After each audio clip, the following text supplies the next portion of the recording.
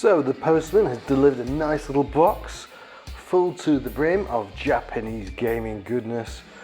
So yes, it means one thing and one thing only. It's time for a KidShoryuken game box. I always feel like a little kid at Christmas when I receive these boxes because I never know what I'm going to get. But normally I do get something that I've never heard of, but always I get games I can never pronounce. Okay, enough of the long, drawn out, unnecessary introductions. Let's just get cracking. Let's go over there to the table and have a look at that nice little box of games, and let's take a look inside.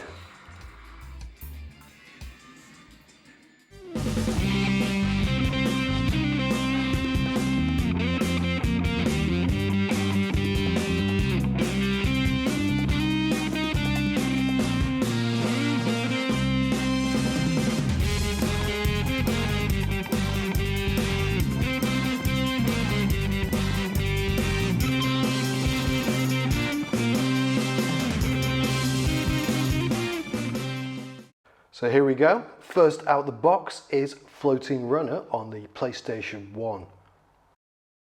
It's not a game I'm too familiar with, but apparently it did come out in all regions as Floating Runner Quest for 7 Crystals. And it was a fairly early release on the PlayStation 1, and to be honest with you, it really does show its age. I'm not a huge fan of this generation sort of 3D games, but this one's not too bad. It's fairly fun, fairly simple. I can imagine it's, if you had this back in the day, you probably have a little bit of nostalgia for it, but it's nothing really to write home about. Playability wise, it's not too bad at all. It runs fairly smooth and you really feel you're in control of your character. And it's fairly fun to shoot all those little animals and stuff, but where it really lets itself down is that camera angle. It just feels like it's in the wrong place. And that doesn't really help when you're trying to find your way around the different levels. You do tend to get a little bit lost.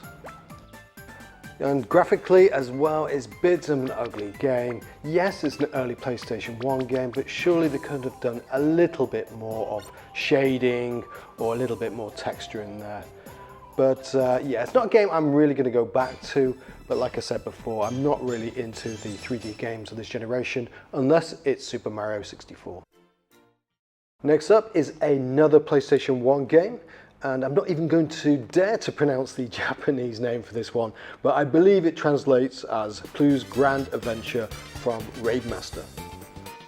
Konami did quite a few games on this manga series, including some on the Game Boy Advance and even one on the GameCube that made it to the West. As you can see from the footage, it is a bit of a cute platformer. And even though it's quite a late game, like 2002, Konami did stick with going for the 2D rather than going with the trend of 3D at the time. It's quite a fun little game where you traverse the level looking for iced lollipops. Some of them will give you sort of extra sort of powers and abilities, and some of them will actually give you a bonus stage where you can go and get some extra points. It's not particularly taxing and probably more directed for small kids. Certainly when my little boy saw the little poo ice lollies and the special powers there, he was in stitches. So he loves this game, and I'll probably go back to it for that point. So I'll probably be playing a little bit with him and entertain him. Next up is another PlayStation game. It is Tama Runner versus L'Arc-en-Ciel. This is another Japanese exclusive. I'm not sure if it's an actual sequel or whether it was just a remake of the original Tama Runner game, but what they've done is they've got a Japanese band called L'Arc-en-Ciel. I have no idea how to pronounce it, but there you go with my French pronunciations. But basically they do some of the voice acting, obviously they're in the game itself, and also obviously they have their tracks in the game as well. As you can see, it's basically a on-foot racer. The idea is to beat your opponent, either it's multiplayer or against the CPU. And the nice thing about this one is the actual tracks. They're kind of interactive and lots of obstacles. And the idea is you sort of lean into the walls on those arrows to help you go faster and maneuver around the tracks quicker. It is kind of fun for short periods of time. The actual design of it being side by side vertically rather than horizontally is a little bit challenging. It makes it feel a little bit narrow and a little bit more difficult to sort of navigate the actual tracks, but still it's fun enough. I guess the big selling point at the time was the sort of attachment to the band. I'm not sure how big they were in Japan or if they had any following in the West, but if there's any fans out there, this is the game for you. Most the game is language agnostic, but there are certain levels where you need Japanese, so this is where I struggled. I have no idea what's going on, and I wasn't quick enough with my phone to translate the Japanese. Overall, it's a fun little game, but only in very small doses.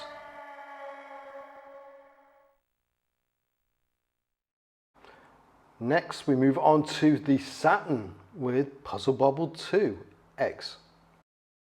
It's by Taito and it's on the Saturn, so it's always going to be a winner for me.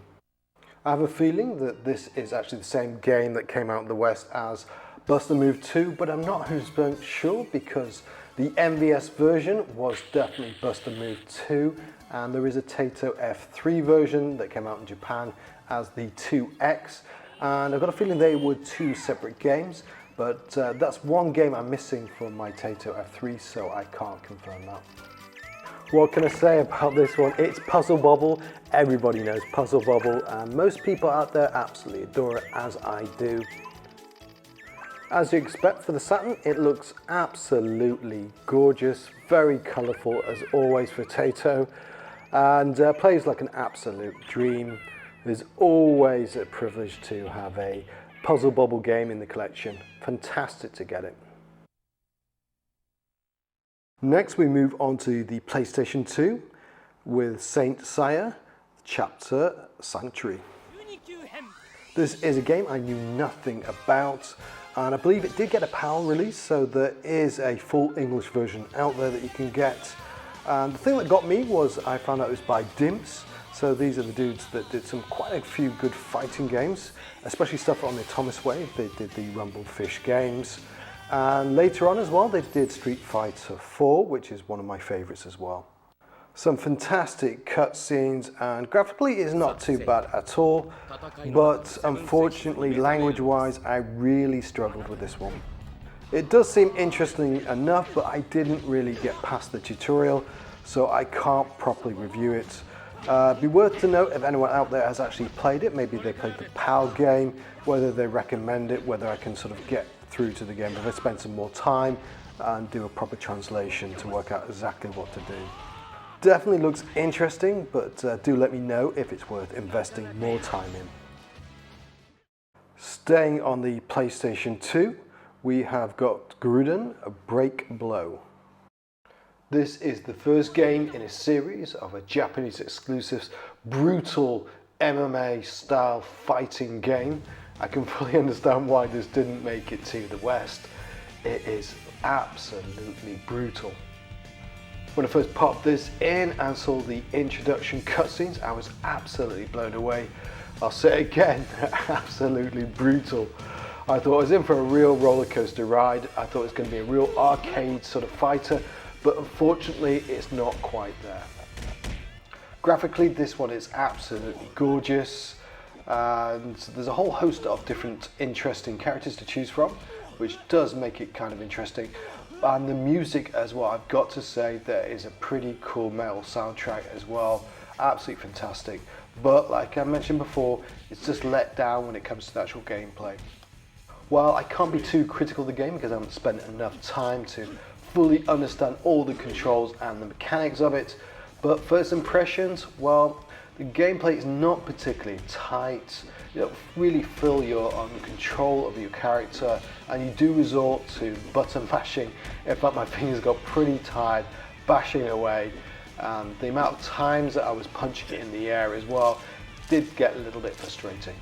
It may not be arcadey enough for me, but others may find it interesting. So we're down to our last game.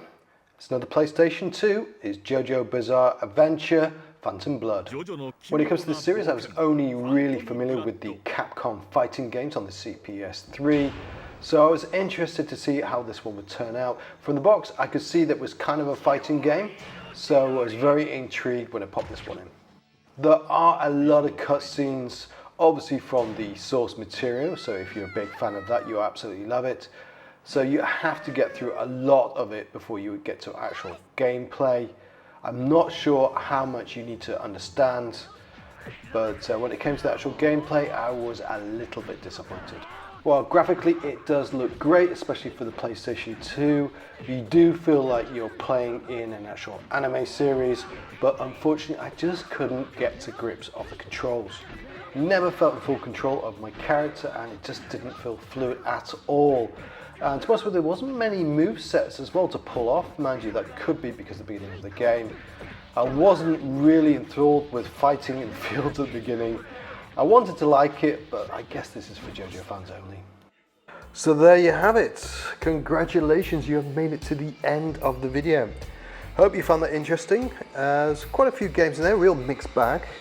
There's a couple of games I'm definitely going to go back to and play a hell of a lot more. But there's a couple in there I'm not too sure about. But just keep in mind, this is just my first impressions of the games. So do let me know if there's any game in there you think I need to give it more time and more love. So I'll leave it at that. I'll be thanking you and see you later.